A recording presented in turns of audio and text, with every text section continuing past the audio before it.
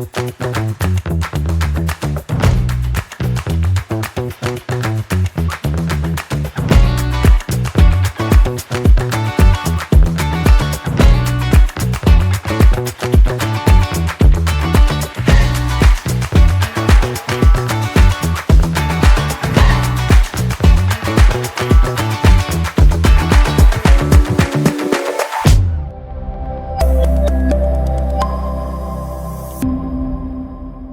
pagi dan salam sejahtera untuk kita semua. Shalom, Om Swastiastu, Namo Buddhaya dan salam kebajikan. Rekan-rekan Bapak Ibu hadirin yang berbahagia, satu kebanggaan juga bagi saya pagi hari ini bisa berada di tengah-tengah kita. Sejak saya memasuki ruangan ini sampai berada di atas panggung, saya merasakan energi positif dari wajah-wajah ceria Anda semua. Boleh tepuk tangan sekali lagi dong untuk kita semua yang hadir di sini. Hari ini kita bersama berkumpul di tempat ini untuk satu agenda luar biasa. Kita akan melihat gagasan-gagasan anak-anak muda Kota Makassar yang akan mereka presentasikan di atas panggung ini. Dan tentunya satu kebanggaan juga bagi saya Rifa Majid dapat menyambut Anda dalam acara puncak final kompetisi gagasan sosial inovatif 2025.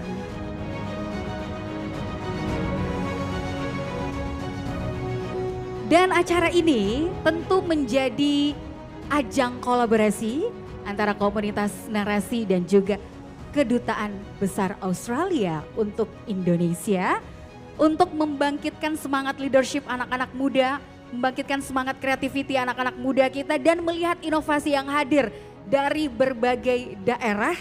Khususnya untuk tahun ini kita pengen melihat inovasi yang bisa memberdayakan dunia pendidikan di tengah tantangan era digital saat ini. Kakak Jo dan juga Duta Besar Australia untuk ngobrol bersama saya di atas panggung ini. Mari kita dengarkan dan kita simak terlebih dahulu profil dari kedua speaker kita melalui video berikut ini. Lebih dari satu dekade, Jovial Da Lopez dikenal sebagai kreator yang membangun narasi besar dari ruang digital bersama sang adik.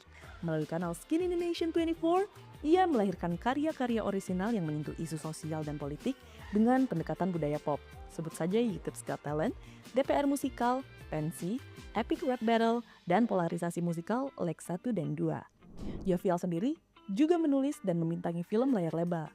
Hal ini membuktikan bahwa kreativitas bisa bergerak lintas medium dan platform. Baginya, pendidikan adalah sebuah panggilan. Jovial menjadi kreator pertama yang memberikan beasiswa PTN hingga melakukan renovasi sekolah di Sika, Nusa Tenggara Timur. Jovial hadir bukan hanya dengan kamera, tapi juga dengan aksi nyata. Jovial Da Lopez, seorang kreator, pemimpin kreatif, penggerak perubahan dan pendidikan lewat cerita, layar, dan gerakan-gerakan nyata. Tahun 1990, seorang mahasiswa Australia datang ke Makassar, belajar bahasa Indonesia, tinggal bersama keluarga lokal, dan menyatu dalam kehidupan masyarakat. Kini, lebih dari 3 dekade kemudian, Rod Brazier kembali. Bukan lagi sebagai mahasiswa, tapi sebagai Duta Besar Australia untuk Indonesia. Sebelum menjadi Duta Besar, Rod Brazier memimpin dan bertanggung jawab atas isu-isu pembangunan global sebagai Deputy Secretary di DFAP. Pernah menjadi High Commissioner untuk Kepulauan Solomon dan berkiprah di Asia Foundation termasuk di Indonesia dan Malaysia. Dengan gelar Bachelor of Arts with Honors dari Griffith dan Master of Arts dari Tufts University, serta pengalaman lintas negara, ia percaya pendidikan adalah jembatan masa depan Australia-Indonesia. Dari Makassar, untuk dunia, ia kembali ke tempat di mana semua dimulai, untuk mendukung generasi muda yang berani bergerak dan berkarya. Besar Australia untuk Indonesia Bapak Rod Brazier dan juga Chief Creative Officer Narasi Kakak Jovial Da Lopez.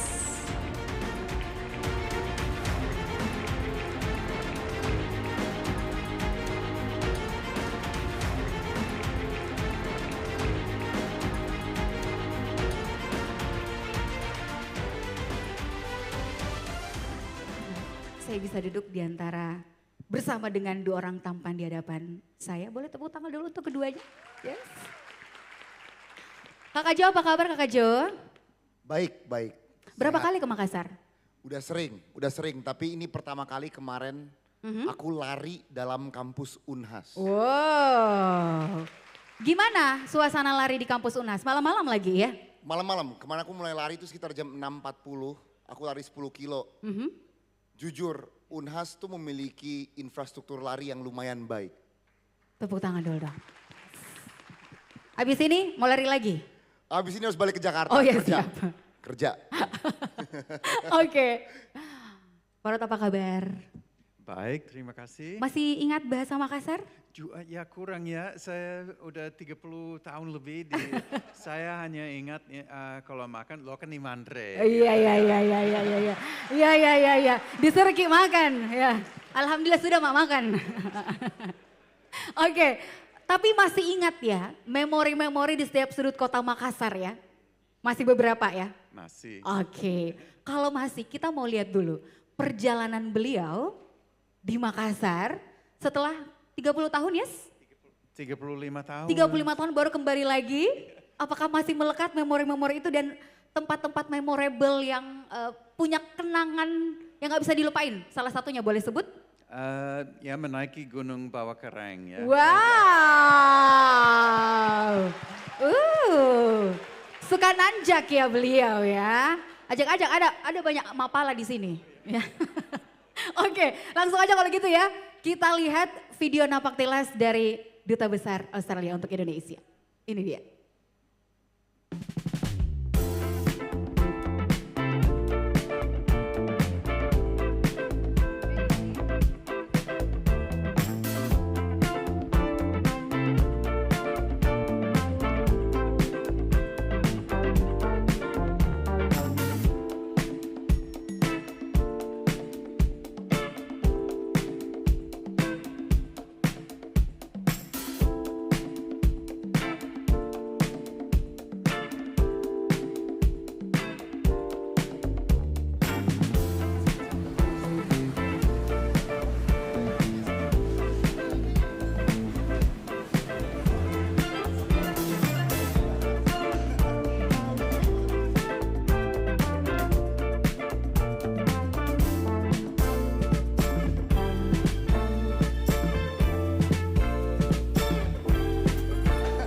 Ini daging ayam atau daging sapi sih?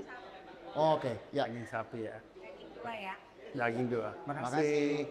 Where were you before Indonesia? I was in Solomon Islands. Nuts. Yeah. Wow. Yeah. What? Yeah. Makasih ya. How many people are in the Solomon Islands? Well, the Million. total population is less than 1 million. So you've eaten this before? Yeah, when I lived here, waktu saya tinggal di Makassar, saya suka makan soto Makassar. Itu pengalaman baru untuk saya, khususnya makan jeroan ya. Saya sebelumnya jarang makan jeroan, tapi ternyata enaknya. Waktu itu kan saya umur 20 tahun ya, saya juga pernah sering makan ada di Makassar, martabak manis, namanya terang bulan. Terang bulan. Kalau itu sangat Indonesia. Sangat Indonesia, tapi sekarang saya tidak boleh makan karena menggemukkan itu.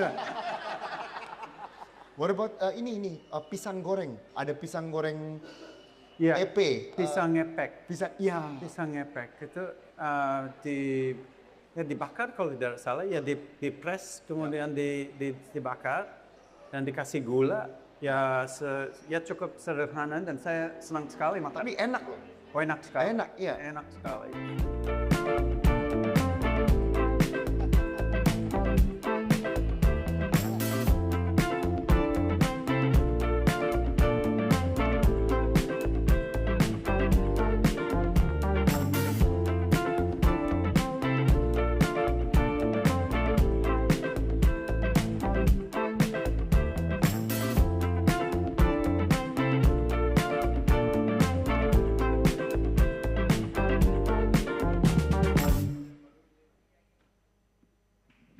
Yeay, luar biasa ya. Saat melihat video tadi ya, satu pertanyaanku untuk Kakak Jo dan Pak Rod. Nggak panas kita rasa? Karena terlalu seru, panasnya nggak kerasa. Wes, tepuk tangan dong. Setuju. Memang Makassar itu panas karena mataharinya 10. Ya, tapi tenang. Kalau satu kali ke Makassar akan rindu seterusnya oleh Makassar. Ya kan? Karena Makassar penuh cinta, yes? Yes. Oke, melihat juga potensi anak-anak muda Makassar, mereka punya potensi yang luar biasa. Punya keinginan untuk melanjutkan studi ke luar negeri. Namun, mostly ya, kendalanya adalah diakses informasi atau juga bahkan pembiayaan. Karena yes, kalau kita keluar ke luar negeri tentu butuh biaya yang besar. Sebagai duta besar Australia untuk Indonesia, peran kedutaan itu, khususnya kedubes Australia ya, untuk potensi-potensi anak muda ini ada nggak sih beasiswa atau seperti apa sih perannya gitu? Silakan. Makasih ya. Ya kami sangat bangga karena setiap tahun pemerintah Australia menawarkan beasiswa ya sebanyak 260 namanya Australia Awards dan selama beberapa dekade ini banyak sekali orang Indonesia termasuk orang-orang dari Makassar sempat ikut beasiswa ke Australia jadi belajar di berbagai kota di Australia di universitas-universitas yang terkemuka ada yang paling bagus di dunia lah ya kami bangga sekali dengan standar pendidikan di Australia. Jadi tiap tahun ya kira-kira 260 beasiswa selama ini sejak ya tahun 50-an ada lebih dari 200.000 orang Indonesia yang lulus dari universitas di Australia. Dan kami bangga sekali di kabinet Presiden Prabowo ada 11 orang yang lulusan dari universitas di Australia. Wow, 260 kurang lebih ya beasiswa yang diberikan. Jadi tunggu apa lagi teman-teman, di depan ada booth-nya ya kan? Untuk bisa mengakses langsung informasinya. Tapi Pak Rod sendiri melihat output dari para alumni. Beasiswa tersebut seperti apa? Khususnya di Indonesia ya? Ya kalau ya ada salah satu contoh yang paling terkemuka di depan kita ini, Prof. JJ. Yes. Rektor Unhas ini dulu S3-nya di James Cook University ya, dan beliau menjadi ya salah satu lulusan yang kami banggakan di Indonesia. Jadi saya senang sekali melihat Pak Prof. JJ lagi dan ya ada di berbagai ini ya studi boleh studi ekonomi, bisnis, politik semuanya bisa di Australia dan ya ada beberapa prasyarat misalnya bahasa Inggrisnya harus mencapai ada IELTS score tapi ya semua informasi itu dapat dicari di booth di depan. Yes, setuju. Untuk memudahkan kita semua mendapatkan akses informasi bagi pendidikan yang berkualitas tentunya ya melalui salah satunya beasiswa Australia Awards. Kata kuncinya adalah pendidikan gitu ya. Kalau kita melihat Indonesia Timur, karena Makassar adalah gerbang Indonesia Timur, sebagai putra Indonesia Timur Kakak Ju. Duta Indonesia Timur deh kalau gitu. Ya, Kakak Jo pasti punya perspektif sendiri ya, dan punya pengalaman sendiri melihat kawasan Indonesia Timur dengan segala macam potensinya, anak-anak mudanya, tapi ya tantangannya adalah di pendidikan yang tidak merata. Kakak Jo sendiri, menurut Kakak Jo, gimana sih caranya kita tuh bisa membangun ekosistem pendidikan yang lebih merata gitu ya di Indonesia, khususnya Indonesia Timur? Pertanyaannya berat gini ya, gimana cara membangun sesuai brief, Pak. ekosistem yang merata. Ini permasalahan yang sebenarnya kompleks ya. Yes. Karena kan pendidikan tuh melibatkan banyak banget faktor. Ada infrastruktur kalian, ada tenaga pengajar kalian, ada kurikulum kalian, ada kalian sendiri, dan lain-lain gitu. Cuma kalau kita selalu berharap, aduh gue mau gedung gue lebih bagus, aduh saya mau semuanya lebih update. Itu hanya kita menunggu harapan dari eksternal. Nah sekarang apa yang bisa kita lakukan secara internal? Menurut aku supaya kita bisa lebih merata ya. Karena gini emang gak bisa dipungkiri kalau kota-kota besar ya, Jakarta, jangan Jakarta, Singapura, Kuala Lumpur. Emang lebih update dan infrastrukturnya itu mendukung update-nya itu. Kayak contoh sekarang kalau kalian syuting di Jakarta, karena aku ini sering syuting kan ya. Kita tuh udah ada LED yang dipakai di Mandalorian Star Wars. Jadi LED-nya itu ada kamera, kita udah nggak usah harus bangun-bangun set lagi gitu. Udah setnya udah dibuat dalam LED-nya. Dan itu kemarin kita pakai di syuting Epic Rap Battle 2024. Ada yang nonton nggak? Nonton. Nah itu setnya, itu nggak ada set, itu semua LED. Tapi kelihatan udah kayak ada dunia. Nah kan untuk ada infrastruktur seperti itu untuk ada di Indonesia Timur atau bahkan di daerah-daerah yang bukan Jakarta itu lumayan berat secara finansial. Tapi bukan berarti kalau nggak ada barangnya, otaknya nggak ada. Banyak banget hal-hal terbaik yang terjadi di negara ini itu muncul dari putra-putra daerah loh. Ruang guru itu didirikan oleh orang dari Padang. Banyak banget hal yang sebenarnya bukan Jakarta based, yang lahir dari tempat-tempat lain. Nah, bagaimana itu bisa lahir? Itu sebenarnya dari diri kalian sendiri. Kalian tuh harus benar-benar actively seeking what you want. Not passively waiting. Jangan menunggu secara pasif. Kalian menunggu agar hal yang baik terjadi sama saya. Hal yang baik tidak akan terjadi sama orang yang diam. Kalian itu harus selalu bergerak, harus bisa aktif aja gitu untuk mencari opportunity yang ada di depan mata. Dan jujur, ini adalah salah satu opportunity yang terbaik. Untuk bisa belajar di Australia, itu wow. Wawasan kalian terbuka, pandangan kalian terhadap dunia akan terbuka. Kalian akan ketemu dengan orang-orang dari background lain, itu akan memperkaya pikiran kalian terhadap diri kalian dan dunia. Ini tuh opportunity yang harus banget diambil. Dan aku bisa ngomong gini, aku belum pernah berpendidikan di Australia. Cuma karena kebetulan orang tua adalah diplomat ya. Aku dari kecil tuh keliling dunia, ikut mama dari Amerika ke Norwegia, ke Denmark terakhir. Habis itu India, tapi habis itu Andovi nggak jelas di India atau bikin video-video nggak jelas. Nah, perspektif ilmu itu banyak kita dapatkan ketika kita belajar ke negeri orang. Jadi teman-teman kalau ada kesempatan yang depan mata, pede aja gitu. Kalau udah ada nilainya, kalau merasa saya bisa bahasa Inggris, kalau ngerasa I think this is for me, coba. Kalau kalian tidak dapat, itulah hidup. Hidup itu kadang-kadang kita dapat, kadang-kadang kita enggak. Tapi habis itu also try for other opportunities. Yes. Itu Berarti sih. sejalan banget dong ya dengan hadirnya beasiswa dari pemerintah Australia. Dan juga sejalan dengan kompetisi yang kita adakan saat ini. Anak-anak muda kan akan membangun daerahnya dengan ide-ide inovatif mereka. Ya nggak sih? Ya. Nah harapannya Pak Rod dong. Buat anak-anak muda ini yang pengen membangun biar bisa lebih maju lagi, biar bisa syuting di Makassar, gak usah pakai set-setan lagi ya. Bisa kayak Kakak Jo di Jakarta gitu. Harapannya dan pesannya untuk teman-teman anak muda di Makassar dengan inovasi yang mereka punya, apa dan kemudian bagaimana sih kedutaan Australia bisa menjadi mitra bagi anak-anak muda ini? Ya, makasih ya. Saya setuju sekali dengan Joe ya, yang tadi. Ya, saya punya beberapa harapan untuk supaya mahasiswa Australia dan mahasiswa Indonesia berkolaborasi, berkoordinasi ke depannya.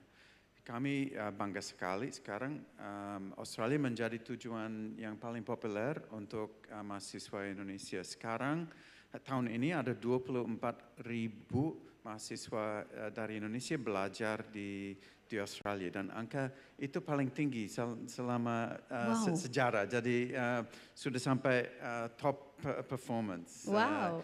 Dan sebaliknya di bawah New Colombo Plan, Indonesia adalah tujuan yang paling populer untuk mahasiswa Australia yang mau belajar di Asia Tenggara.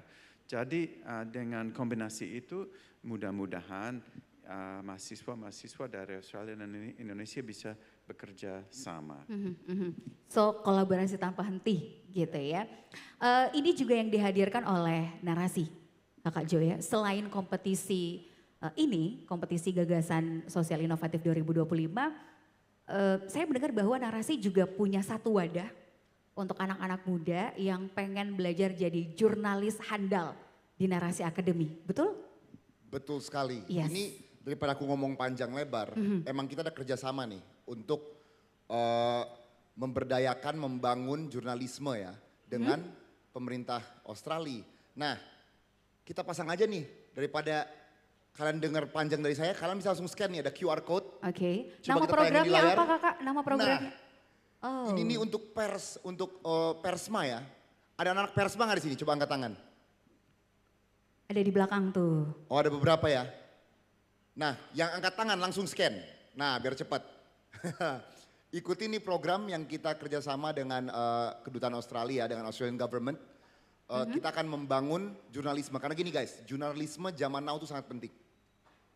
Ya, banyak berita yang kita baca zaman now ini, itu sebenarnya opinion based. Namun karena dia viral dan likes-nya tinggi, opini ini tiba-tiba menjadi dalam tanda kutip fakta. Yes. Fakta dan viralitas adalah dua hal yang sangat berbeda. Nah, gimana cara kita bisa membuat fakta ini lebih dikenal? Jurnalisme. Itulah tugas seorang jurnalis. Soalnya ya opini-opini pedas yang laku-laku di TikTok, IG, YouTube mah banyak, itu udah banyak. Tapi itu efeknya apakah itu memberikan kita ilmu yang baik dan benar? Belum tentu. Bisa aja tulisan itu hanya dibuat hanya untuk membangun emosi, hanya untuk di like, supaya like dia gede. Kalau like dia gede banyak brand yang masuk nantinya gitu. Jadi teman-teman please bagi yang sangat amat tertarik dengan jurnalisme dan ingin memajukan jurnalisme, ini adalah kesempatan yang baik untuk kalian. Tolong di scan QR code-nya. Yes. Dan ini boleh tepuk tangan? Yes. Ini juga bekerja sama dengan Kedutaan Australia. Jadi disupport sepenuhnya gitu ya. Nama programnya Journalism Fellowship Program ya. Ini teman-teman terbuka untuk mahasiswa saja atau umum? Siapapun yang mau scan sekarang bisa. Oke, siap. Tepuk tangan dulu boleh? Yes. Oke. Terakhir mungkin dari sesi obrolan singkat kita ini, karena setelah ini kita akan mendengarkan presentasi yang luar biasa. Ini aku tunggu-tunggu banget. Nah, Ya. apa yang diharapkan dari 10 ide yang akan kita hadirkan di atas panggung? Sebagai closing speech juga. Terobosan. Oke. Please kayak anak muda tuh biasanya punya ide yang super kreatif. Ini aku belajar sendiri karena dulu tuh aku di universitas aku yang lama, aku tuh ngikutin apa sih tuh kompetisi mahasiswa yang apa? Bukan PKM, ada tuh pokoknya yang kita memberikan gagasan inovatif, kita diadu, waktu itu aku di MIPA ya, jadi di MIPA UI itu kita diadu, kalau kita terbaik,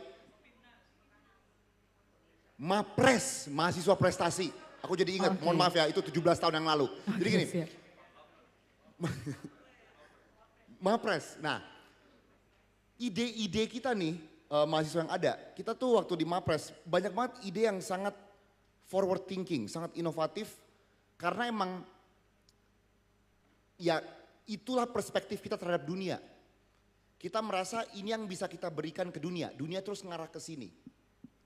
Namun, seiring dengan berjalannya kompetisi, kita sadar banyak batasan dalam dunia ini. Jadi ada yang di pikiran kita terhadap dunia, tapi juga ada batasan dunia. Biasanya batas ini yang membuat kita takut. Ujung-ujungnya ide kita yang besar menjadi ide yang kecil. Karena kita takut. Nah yang aku mau lihat bagi teman-teman nanti yang mau present di sini ya, aku mau lihat keberanian kalian. Jujur, aku tuh melihat keberanian kalian terhadap solusi yang bisa ada untuk negara ini. Dalam bidang pendidikan ya, kita jangan bahas politik panjang. Siap. Jadi aku yakin teman-teman ini pasti udah memikirkan secara matang ya, apa yang kalian ingin lakukan. Tapi dare to dream, please beranilah untuk bermimpi. Karena kemajuan guys, semua hal yang maju di dunia ini itu mulai dari orang yang bermimpi dulu loh. Dia percaya ini bisa ada, dia jalankan, dia coba cari jalan, jalan. Tapi kalau kita selalu main aman nih, kayak menurut aku solusinya ini ya karena aku takut kalau ini nggak kayak gini, aduh.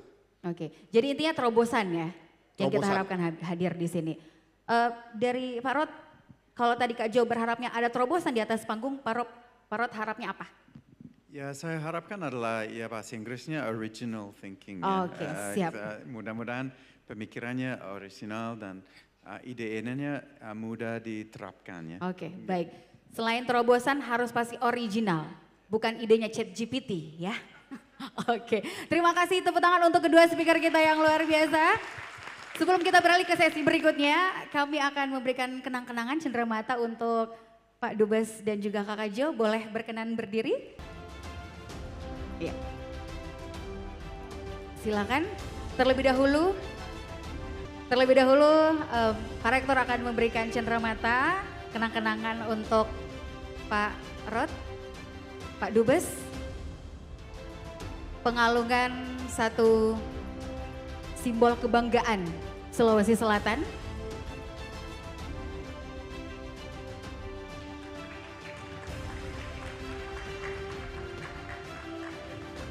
Gambar langsung ya.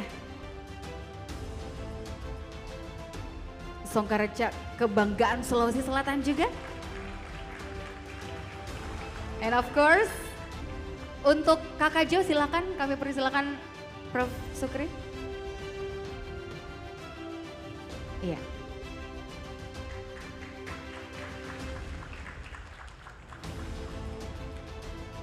Oke, berikutnya tenang masih ada.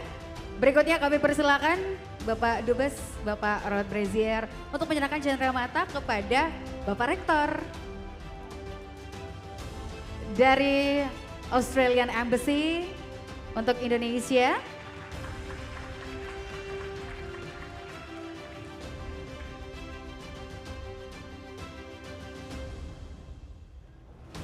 Nah, ucul ya. Tenang Kakak Jo, nanti dapat juga Kakak Jo ya. Yes.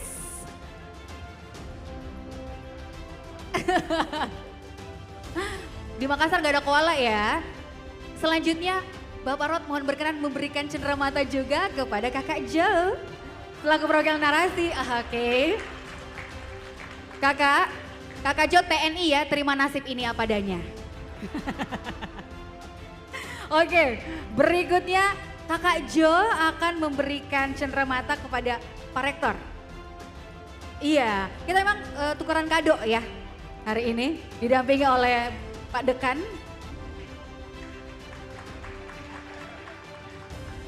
Oke, kalau tadi Pak Rod kasih boneka, sekarang ditukar. Ada hadiahnya juga nih Pak Rod ya.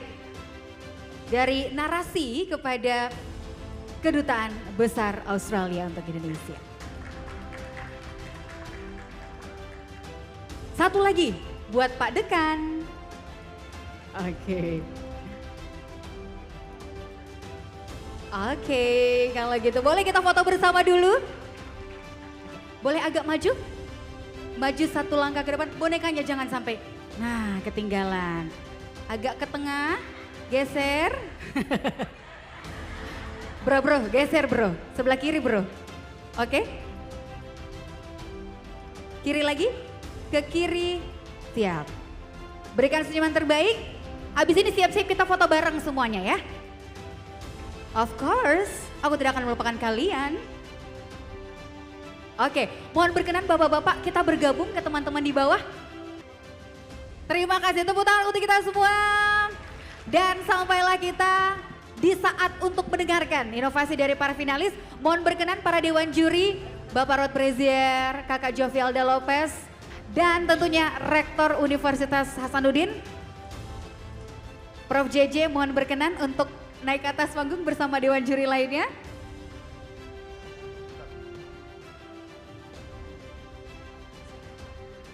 To all finalists, are you ready? Mana tepuk tangan dulu, 10 finalis. Oke, 10 finalis ini adalah mereka-mereka yang lolos seleksi dari ratusan ide inovatif yang masuk. Mereka diseleksi dengan sangat ketat, bahkan panitia membutuhkan waktu tambahan untuk bisa masing-masing finalis akan diberikan waktu 3 menit untuk melakukan presentasi di atas panggung. Presentasi nanti akan ada durasi kurang lebih 2 menit dari para dewan juri, para judges untuk memberikan tanggapan atas ide yang teman-teman presentasikan. Nah, karena tadi 2 dewan juri sudah kita lihat profilnya, kita punya 1 dewan juri lagi, Prof. JJ sudah siap? Kita kenalan juga sama Rektor Universitas Hasanuddin Makassar melalui video berikut ini. Profesor Dr. Insinyur Jamaluddin Jompa, MSc. Rektor Universitas Hasanuddin adalah seorang akademisi, ilmuwan kelautan, dan pemimpin pendidikan tinggi dari Timur Indonesia. Dengan gelar doktor dari James Cook University Australia dan pengabdian panjang sebagai guru besar Fakultas Ilmu Kelautan dan Perikanan, Rektor Unhas yang akrab disapa dengan sebutan Prof. JJ ini dikenal atas komitmennya pada riset laut berkelanjutan. Prof. JJ sendiri merupakan seorang ketua Akademi Ilmuwan Muda Indonesia dan penerima berbagai penghargaan ilmiah bergengsi tingkat nasional dan internasional. Di bawah kepemimpinannya, Universitas Hasanuddin berkembang menjadi pusat unggulan pendidikan, riset, dan pengabdian masyarakat berbasis maritim.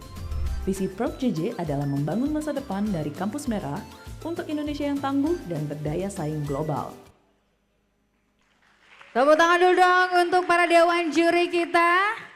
Langsung saja kita akan menyaksikan penampilan dari finalis yang pertama. Finalis pertama ini berasal dari FISIP Universitas Hasanuddin. Dia punya ide yang diberi judul Unframe You, merdeka dari label platform pendidikan anti stereotype untuk pelajar Indonesia. Finalis pertama kita ini dia, Patricia Clarence Emanuela Arifin.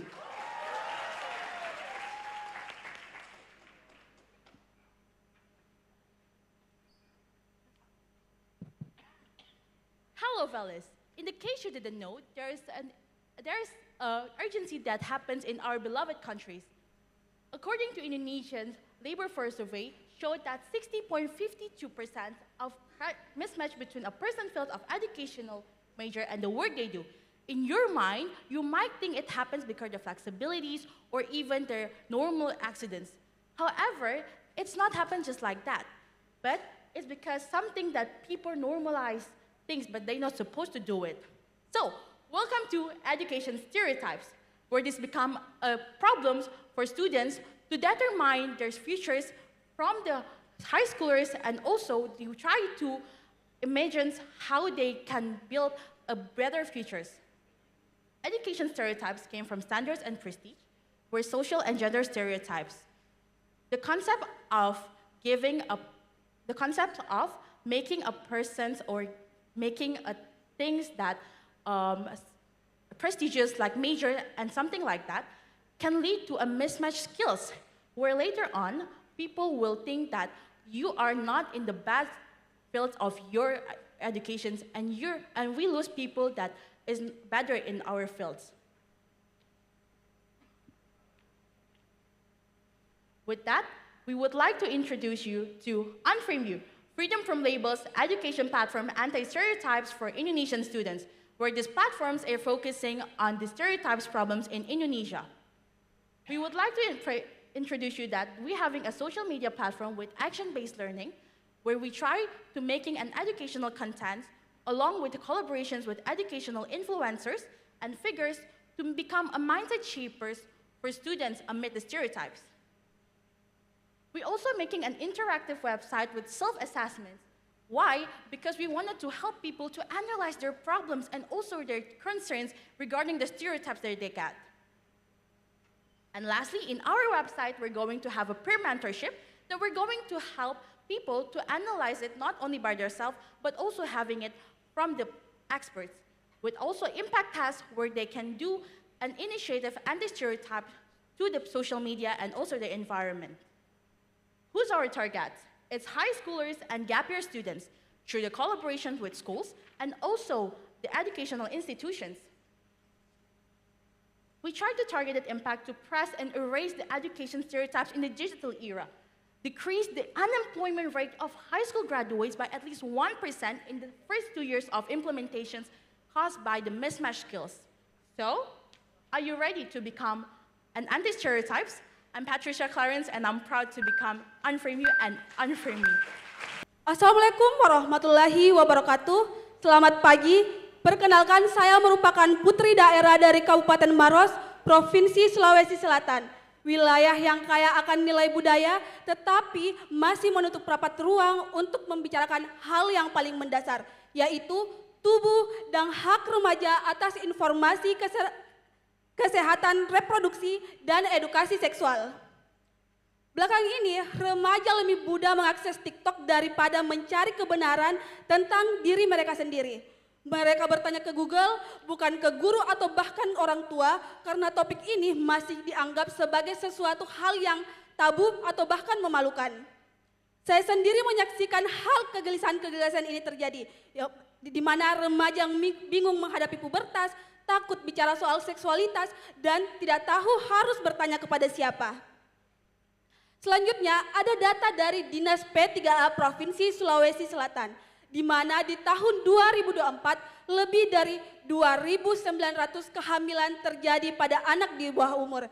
Itu berarti ribuan remaja menjadi ibu sebelum dewasa. Itu berarti ribuan remaja menjadi ibu sebelum mereka tahu bagaimana tubuh mereka bekerja. Melihat kenyataan ini, saya menginisiasi Rakan, yaitu chatbot edukatif berbasis AI yang nantinya dapat diakses melalui platform WhatsApp ataupun Telegram. Jadi Rakan ini menyajikan informasi mengenai pubertas, kesehatan reproduksi, dan kekerasan seksual serta hak anak dalam bahasa yang mudah dipahami, humanis tentunya, empatik, dan sesuai dengan budaya lokal. Adapun fitur utama dari Rakan sendiri terdapat 3. Yang pertama, tanya jawab anonim, yang kedua, ilustrasi interaktif yang mudah dipahami, dan yang ketiga, koneksi langsung ke tenaga profesional jika dibutuhkan.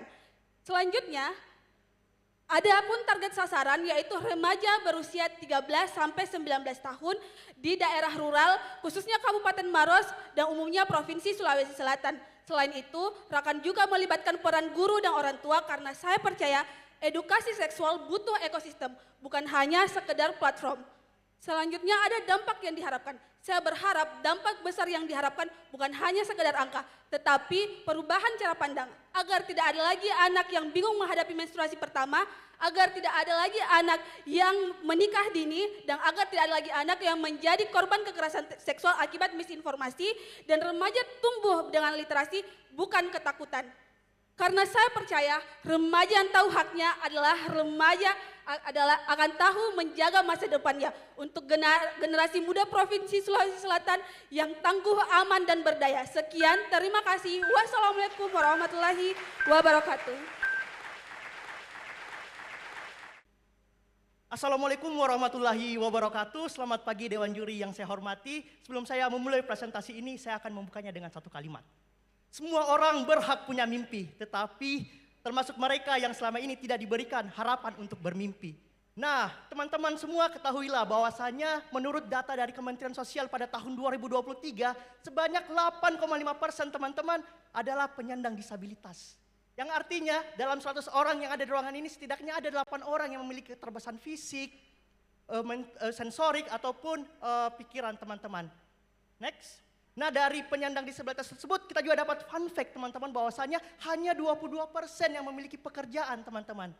Bukan karena mereka tidak mampu, tetapi karena lingkungan, aspek, dan juga sistem yang belum sepenuhnya inklusif teman-teman. Ini yang menjadi tanggung jawab bagi kita semua untuk dapat memberikan aspirasi mereka kepada mereka semua, salah satunya melalui pendidikan kewirausahaan. Nah, disinilah Ablepreneur hadir. Learn Business, Think AI, dengan slogan From Disability to Possibility because Everyone is Able. Jadi kami menawarkan solusi pendidikan kewirausahaan dengan pendekatan bisnis model Canvas, value proposition Canvas hingga kepada tujuan masa depannya melalui SMART Goals teman-teman. Yang dimana harapannya akan menghasilkan output kewirausahaan yang inklusif bagi penyandang disabilitas. Berikut adalah roadmap development yang akan kami jalankan teman-teman. Jadi teman-teman Ablepreneur akan diajarkan bagaimana menimbulkan suatu ide, menyusun rencananya hingga kepada produknya itu launch dan kita monitoring secara berkala teman-teman. Rencana kami akan lakukan di Sentra Wirajaya Makassar. Ini merupakan sentra yang menampung teman-teman penyandang disabilitas dari berbagai di wilayah Indonesia Timur. Jadi semua teman-teman penyandang disabilitas di Indonesia Timur digabungkan di Sentra Wirajaya Makassar, diberikan life skill untuk hidup mandiri. Dengan adanya Ablepreneur ini, kami berharapkan mereka bisa menggunakan life skill-nya tersebut untuk bisa berdaya secara ekonomi dan juga digital. Nah, fun fact-nya juga teman-teman, program ini telah terlaksana. Kemarin kita lakukan trial of error pada 20 Februari 2025, yang dimana menghasilkan 80% teman-teman disabilitas itu berhasil membuat perencanaan bisnisnya. 70% berhasil untuk menjalankan perencanaan bisnisnya dengan pertolongan AI. Jadi seperti halnya kayak marketingnya, bagaimana dibikinkan kalender konten dan juga laporan keuangannya. Dan 40% sudah membuat proposal bisnisnya secara mandiri. Ini bukan hanya sekedar angka teman-teman. Ini adalah bukti nyata bahwasannya mereka mampu, tetapi belum diberikan alat yang tepat. Saya harap ide ini dapat berguna bagi bukan hanya untuk Indonesia Timur, khusus Indonesia keseluruhan dan bahkan dunia. Terima kasih, salam entrepreneur. Selamat pagi Dewan Juri yang terhormat serta audiens yang hadir pada pagi hari ini. Beberapa hari yang lalu, saya bertemu dan berbincang langsung dengan salah satu warga di Kota Makassar, tepatnya di Kecamatan Taman Andrea. Beliau menyampaikan keresahannya melihat berbagai berita-berita hoaks tersebar di grup WhatsApp warga, bahkan di grup orang tua murid. Ditambah, masih banyak warga yang sangat mudah percaya dan menyebarkan informasi yang belum tentu benar adanya. Keluhan ini tentu sangat relevan dengan kondisi hari ini, di mana penyebaran disinformasi dan paparan konten negatif semakin sering kita lihat di media. Berita-berita tentang anak-anak yang tergawai dengan konten negatif dan juga berita-berita tentang penipuan online juga semakin disebarkan di berita media. Bahkan, laporan dari Kementerian Komunikasi dan Digital menyebutkan sebanyak 1.923 konten hoaks, berita bohong atau informasi palsu yang tersebar di internet sepanjang tahun 2024 kemarin. Menjawab tantangan tersebut, saya menggagas Kelas Keluarga Cakap Digital, sebuah program pelatihan selama 2 hari yang bertujuan untuk membekali orang tua dan guru kemampuan keterampilan berpikir kritis dan etis menghadapi arus digital yang kompleks. Pelatihan ini mencakup berbagai materi penting, seperti mengenali informasi yang meragukan, etika dalam bermedia sosial, mengatur penggunaan handphone di rumah, hingga menjadi teladan bersikap digital bagi anak dan juga lingkungan. Program ini akan dilaksanakan secara sederhana namun mendalam di ruang-ruang komunitas, seperti di balai warga atau masjid, di mana fasilitatornya terdiri dari para mahasiswa dan juga relawan yang sudah dibekali dengan materi literasi yang cukup. Jika program ini direalisasikan, maka ditargetkan sebanyak 30 peserta dalam setiap sesinya dapat terlibat dalam program ini agar lebih personal dan intensif. Program ini menyasar orang tua, guru SD, SMP, dan juga tokoh masyarakat. Di mana di program ini akan berbagai kegiatan interaktif seperti pelatihan interaktif yang diikuti dengan forum diskusi berbasis studi kasus dan dilanjutkan dengan pendampingan grup WhatsApp dengan tujuan akhir tidak hanya menambah pengetahuan tapi membangun ekosistem digital yang sehat. Saya berharap setelah program ini peserta akan mengalami peningkatan literasi digital dengan cakupan melalui pretest dan posttest secara terukur, kemudian terbangunnya grup WhatsApp edukatif sebagai ruang belajar untuk berbagi informasi yang valid dan juga berbagi praktik yang baik. Dan diharapkan program ini dapat direplikasi oleh komunitas lain di Kota Makassar agar dampaknya tidak berhenti pada satu pelaksanaan saja, tapi merata secara berkelanjutan. Saya percaya bahwa kelas Keluarga Cakap Digital hadir sebagai gerakan akar rumput membangun ketahanan digital mulai dari rumah dan sekolah. Dan jika diberi kesempatan untuk merealisasikannya, saya siap untuk mengawal implementasinya. Saya Muhammad Isra Imawan dari Universitas Hasanuddin. Sekian dan terima kasih. Terima kasih Dewan Juri dan para hadirin semuanya. Bagaimana perasaan kita ketika melihat seorang anak yang takut untuk menunjukkan rapornya? Masa iya cuman karena angka yang kecil kita menilai dia tidak berprestasi? Saat ini sistem penilaian anak usia dini pada jenjang taman kanak-kanak terlalu fokus pada angka. Bayangkan, seorang anak umur 5 tahun yang setiap hari belajar tentang bersikap jujur, menghargai teman dan bertanggung jawab, tapi di akhir semester yang ia lihat hanyalah angka. Apakah angka tersebut mencerminkan dirinya? Tentu tidak. Angka bisa mengukur banyak hal, terutama matematika dan fisika, tapi tidak soal satu hal, yaitu karakter. Karakter yang seharusnya menjadi fondasi utama seringkali terpinggirkan. Saat ini, menurut data BPS tahun 2023, 46% orang tua tidak mendampingi secara aktif anaknya belajar di rumah. Hal ini mengindikasikan bahwa keterlibatan orang tua itu masih sangat rendah dalam membimbing anak untuk menciptakan karakternya di rumah. Oleh karena itu pentingnya keterlibatan aktif orang tua serta sinergitas dengan sekolah untuk menciptakan pendidikan karakter yang efektif dan konsisten. Perkenalkan aplikasi Karakterku, di mana aplikasi rapor digital non-angka berbasis karakter anak usia dini melalui kolaborasi sekolah dan orang tua. Program ini saya ciptakan sebagai perubahan rapor angka menjadi catatan naratif oleh guru, sehingga guru dapat menggambarkan secara lebih personal dan bermakna bagaimana karakter setiap anak yang dia didik. Karakterku, fitur utama dalam Karakterku yang pertama ada jurnal perkembangan anak yang dapat di-share oleh guru sebagai insight baru oleh orang tuanya.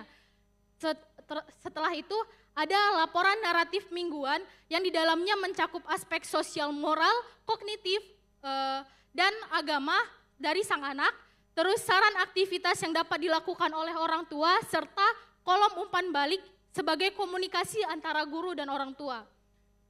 Selanjutnya target dari program aplikasi Karakterku yang pertama anak usia 4-5 tahun yang dapat dinilai bagaimana perkembangannya di sekolah, guru yang mempunyai aspek penilaian yang jelas, dan orang tua yang dapat mengetahui bagaimana perkembangan anaknya di rumah dan di sekolah.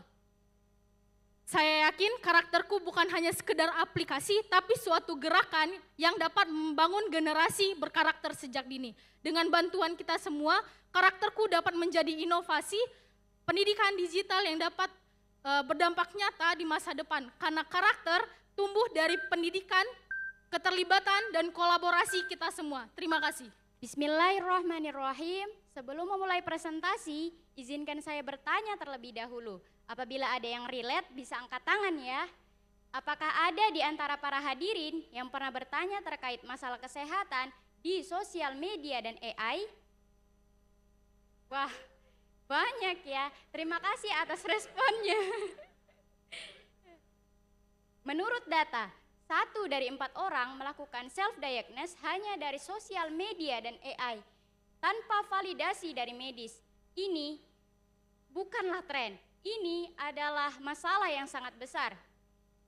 Kita hidup di era digital, kita hidup di era informasi, tapi kita tidak dibekali dengan kemampuan literasi digital, kemampuan berpikir kritis dan evaluasi terhadap informasi yang didapatkan. Akibatnya banyak informasi yang salah menyebar dengan cepat, dan generasi muda yang harusnya menjadi agen perubahan ikut menjadi korban self-diagnose dan misinformasi. Ini bukanlah masalah kesehatan, ini adalah masalah pendidikan bangsa. Dari sinilah program kami hadir. Belajar AI sepekan sehatnya seumur hidup sebagai solusi dari masalah tadi. Program ini adalah gerakan edukasi yang dilaksanakan selama 7 hari dan telah didesain adaptif dan aplikatif, yang terdiri dari berbagai kegiatan seperti pelatihan, mentoring, dan pameran karya.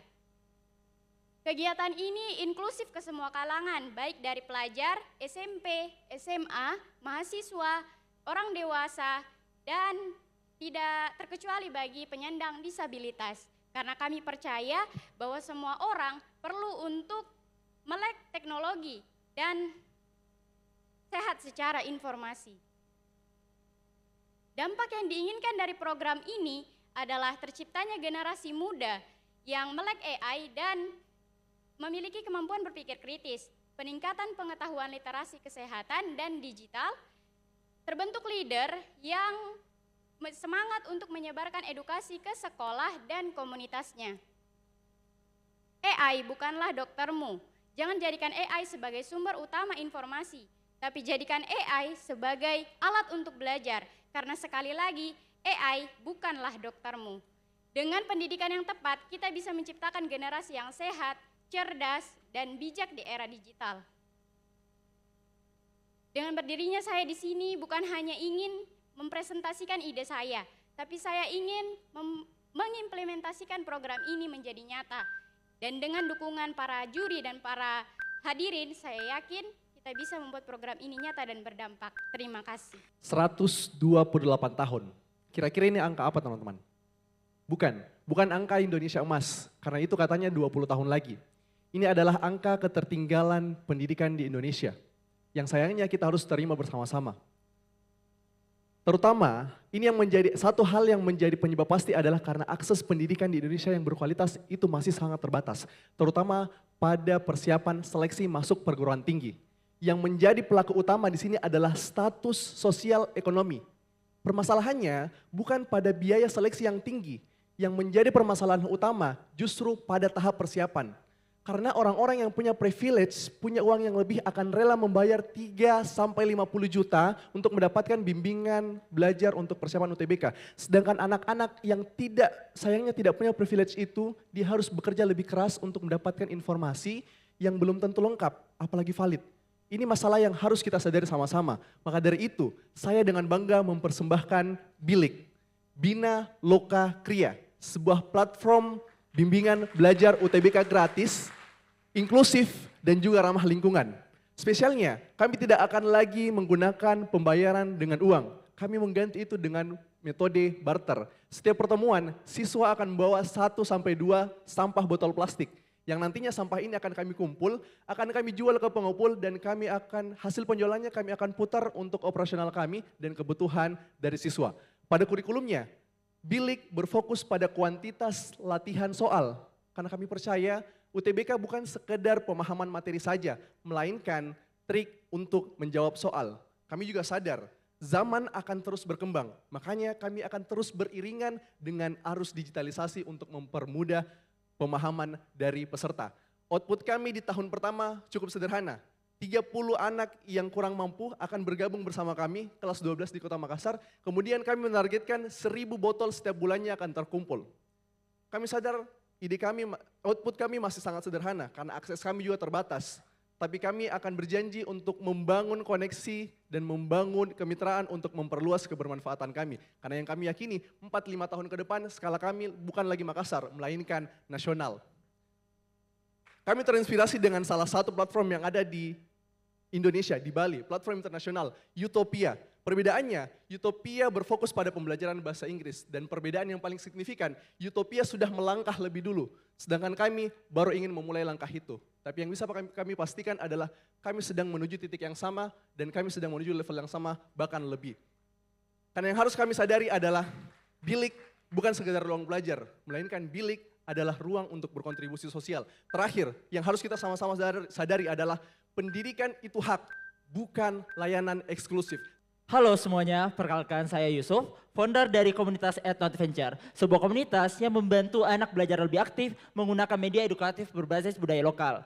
Saya pernah melaksanakan pengabdian di SDI Bororapo, di mana sekolah tersebut mendapatkan bantuan berupa laptop edukatif namun hanya menjadi pajangan di ruang kepala sekolah. Mengapa? Karena guru kurang terampil dalam menggunakannya dan tidak adanya akses internet yang memadai. Sehingga anak pun bingung cara menggunakannya. Jadi walaupun bantuan itu ada tetapi manfaatnya tidak terasa. Inilah masalahnya. Hanya 70% siswa di pedesaan yang bisa mengakses internet dan 85% guru belum terbiasa menggunakan akses digital. Maka kesimpulannya adalah lingkungan anak belum siap menghadapi pendidikan di era digital saat ini. Bahkan lebih parahnya, sebanyak 89% anak mengakses internet hanya untuk media sosial. Jadi kurangnya literasi digital orang tua dapat memperparah konten negatif kepada anak dan membuat anak menjadi kecanduan gadget. Lantas bagaimana solusi yang bisa kita berikan? Melalui Etnomaguru, di mana program ini mengajak para pemuda seperti kalian semua untuk turun ke desa, memberikan pembelajaran kreatif kepada anak-anak untuk mengurangi ketergantungan gadget. Di sisi lain kalian memberikan literasi digital kepada orang tua dan guru agar mereka dapat menguasai aktivitas digital sang anak. Jadi kami menggunakan media pembelajaran berupa Etnobox di mana terdapat di dalamnya berupa kartu kuartek geometri dan panduan mini proyek agar pembelajaran terasa lebih menyenangkan dan lebih kontekstual. Jadi setiap satu sekolah yang berkolaborasi dengan Etnomaguru akan menjangkau 100 anak dan 7 pemuda. Jadi program ini bukan hanya untuk mencerdaskan anak, tetapi juga membuka peluang sociopreneur bagi anak muda. Jadi @NotVenture menjadi pilihan yang tepat. Jadi kami telah program serupa telah terlaksana di SDI Bororapo, di mana kami telah berhasil meningkatkan motivasi belajar sebanyak 16 siswa. Di mana kurang dari 2 tahun kami telah membantu lebih dari 170 anak dan melibatkan 40 relawan muda di 6 desa yang berbeda. Jadi Ethno Adventure merupakan komunitas yang berkelanjutan. Nah, kami juga telah berkolaborasi dengan 9 mitra, baik tingkat kampus hingga tingkat nasional. Dan saat ini kami telah memiliki lebih dari 2.800 pengikut Instagram di Ethno Adventure. Jadi, sebagai kesimpulan, mendidik generasi digital bukan berarti menjauhkan dengan teknologi, tetapi bagaimana kita menciptakan batasan yang sehat. Ethno Adventure, berani bermimpi, berani berprestasi. Dewan juri yang terhormat dan audiens yang saya hormati. Pemanfaatan teknologi tanpa nalar yang cerdas adalah sia-sia. Halo Genars, generasi nalar cerdas. Mari bernalar cerdas bersama Genars Community. Pada tahun 2021, menurut survei yang telah dilakukan oleh Kemenkominfo dan KIC, terdapat 51% responden lulusan SMA ke bawah memiliki skor literasi digital yang rendah. Hal ini disebabkan oleh ketergantungan pada konten instan yang mudah diakses seperti media sosial dan video-video pendek lainnya. Minimnya literasi dapat menurunkan kemampuan berpikir kritis dan selektivitas dalam menyerap informasi. Selain itu, perkembangan AI atau Artificial Intelligence dengan adanya ChatGPT dan platform AI lainnya menciptakan kecenderungan untuk copy-paste jawaban dari AI tanpa proses berpikir mendalam. Ini adalah masalah teman-teman. Jika terus bercopy paste pada AI, kita akan kehilangan keahlian untuk menganalisis, memahami dan menyelesaikan masalah secara pribadi. Untuk itulah saya hadir menemukan solusi baru untuk menjawab tantangan-tantangan tersebut melalui program NARS, Nalar Cerdas. NARS bersama Genars Community mengajak para pelajar, para mahasiswa dan kita semua untuk pakai nalar sebelum copy paste and share. NARS akan berkolaborasi dengan sekolah-sekolah, mitra teknologi dan komunitas lain untuk mengadakan konten edukatif dan juga untuk meningkatkan literasi digital di Indonesia. Selain itu akan diadakan pelatihan digital dan workshop bijak beretika dalam menggunakan teknologi digital khususnya AI. Selain itu akan diadakan diskusi inovatif untuk mengasah kemampuan berpikir kritis dan juga kreativitas para pelajar untuk membentuk inovasi-inovasi terbaru. Sasaran utama dari program ini adalah pelajar dengan umur 13 sampai 19 tahun yaitu pelajar SMP dan SMA. Saya percaya bahwa teknologi bukanlah pengganti nalar, tetapi alat bantu untuk mengembangkan kemampuan berpikir kritis dan kemampuan untuk menciptakan sesuatu. Dari program ini akan menciptakan generasi yang tidak hanya cakap digital tetapi juga memiliki nalar yang cerdas. Dari pelajar pengguna menjadi pelajar yang mampu berkarya dan menghasilkan inovasi-inovasi terbaru untuk generasi unggul Indonesia emas. Saya Octavian Nenil Kazaluku, yuk Genars pakai nalar sebelum copy, paste, and share.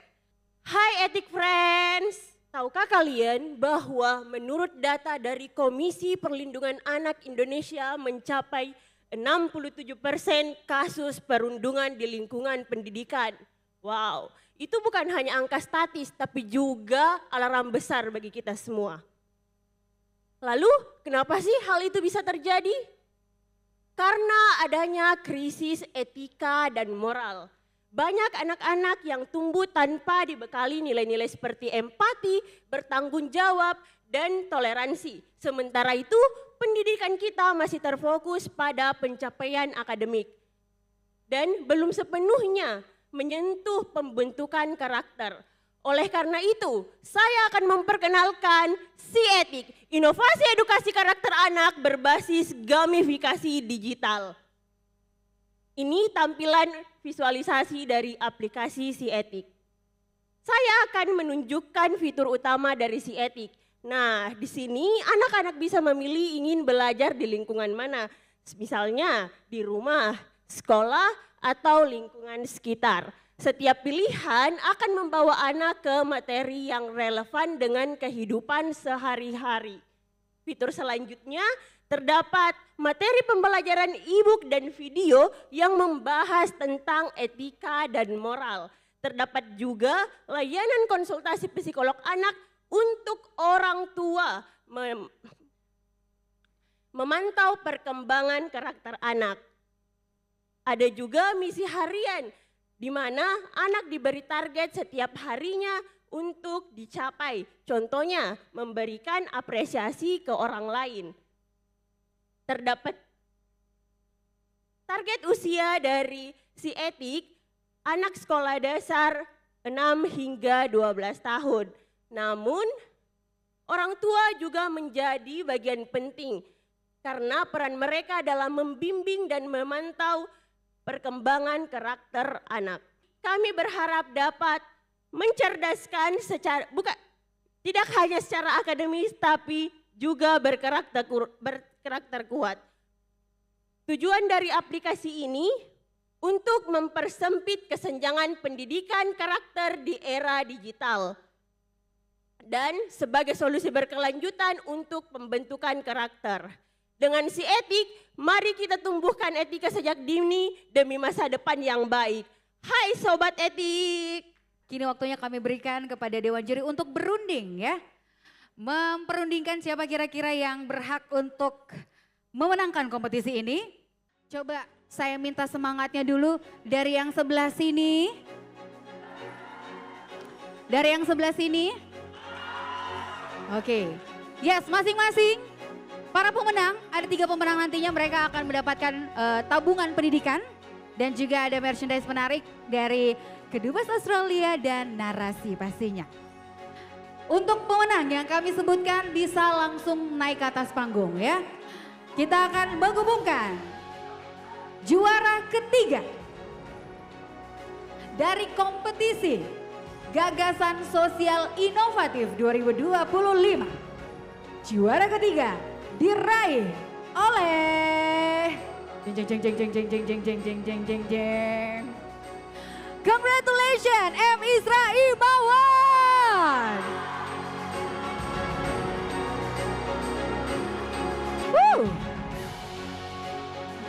Mana paton rohnya? Pakai paton rohnya. Pakai. Isra sebagai juara ketiga. Next. Iya. Luar biasa Anda ya. Juara kedua dalam kompetisi Gagasan Sosial Inovatif 2025. Selamat kepada Mahesa Al-Mubarak dari Universitas Ciputra. Silakan. Perlu kami tekankan bahwa keputusan Dewan Juri mutlak tidak dapat diganggu-gugat karena yang dinilai bukan hanya sekedar ide, bukan hanya sekedar cara deliverynya, tapi masa depannya ke depan seperti apa ya. Implementasinya lebih penting. Dan pemenang pertama dalam kompetisi Gagasan Sosial Inovatif 2025 diraih oleh Nurul Anissa Aulia Umar dari Universitas Hasanuddin. Bangga Putri Maros. Iya. Warga Maros, mana tepuk tangannya warga Maros. Keren banget.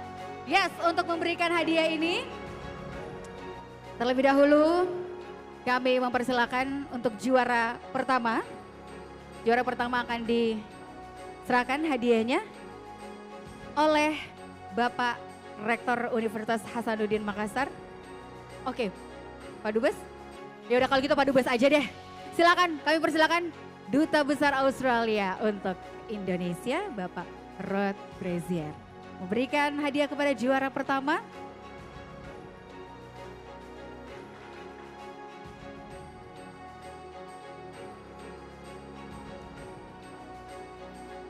Dan berikutnya untuk juara kedua diberikan oleh Bapak Rektor. Mohon berkenan Bapak.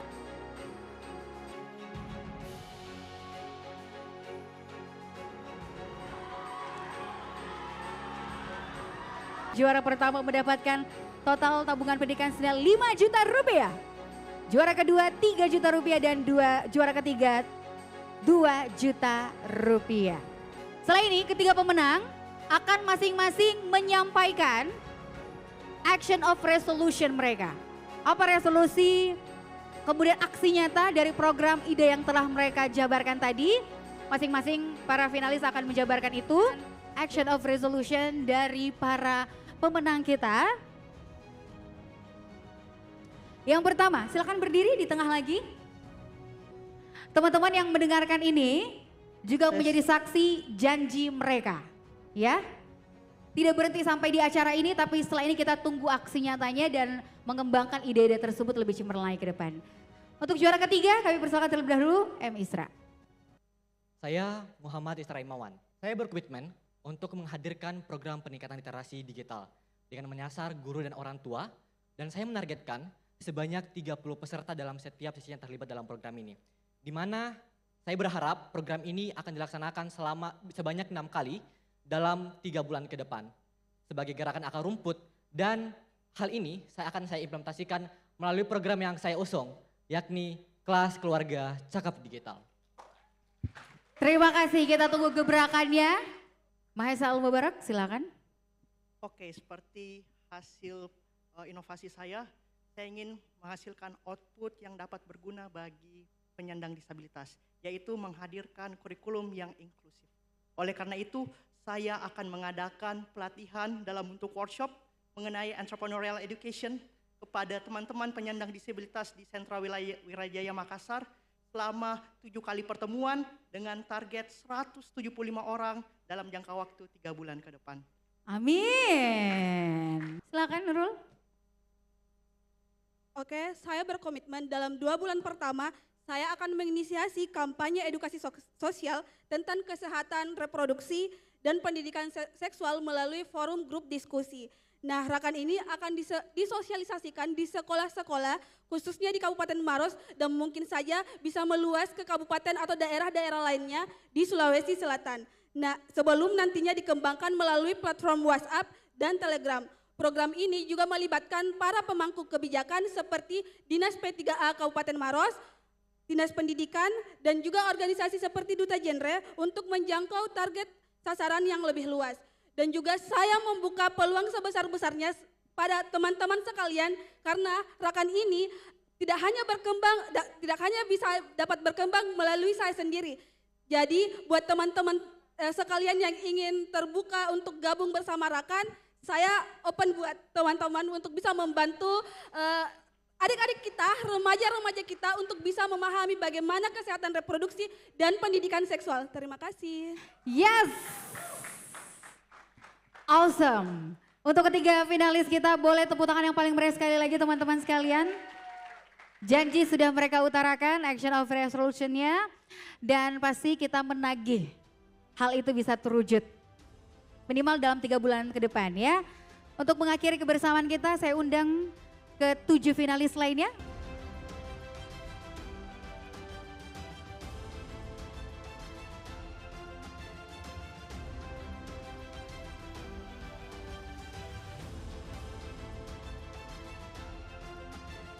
Tepuk tangan terima kasih sekali lagi untuk seluruh finalis. Kami ucapkan terima kasih juga untuk Kedutaan Besar Australia. Terima kasih untuk seluruh dukungan yang luar biasa. Terima kasih juga untuk narasi. Terima kasih banyak. Sekali lagi ajang kita hari ini bukan hanya sekedar berkumpul dan mendengarkan gagasan, tapi juga saling berbagi inspirasi untuk bisa menggerakkan satu sama lain. Di masa yang akan datang, sekali lagi kami ucapkan terima kasih. Kota Makassar, Kota Angin Mamiri. Cukup sekian, terima kasih. Rifa Majid pamit. Assalamualaikum warahmatullahi wabarakatuh. Sampai jumpa.